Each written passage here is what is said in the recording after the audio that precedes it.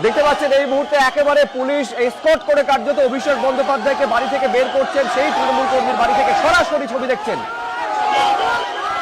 Police এবং তার সঙ্গে কেন্দ্রীয় বাহিনীর জওয়ানরা একেবারে নিরাপত্তার ঘেরাটোপে অভিষেক বন্দ্যোপাধ্যায়কে বের করে নিয়ে যাচ্ছেন। তারা কিন্তু পড়ে গেছেন।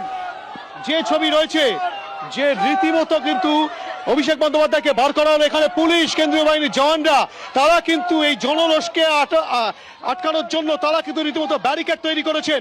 এখান থেকে চ্যানেল তৈরি করে অভিষেক বন্দ্যোপাধ্যায়কে বার করা হলো।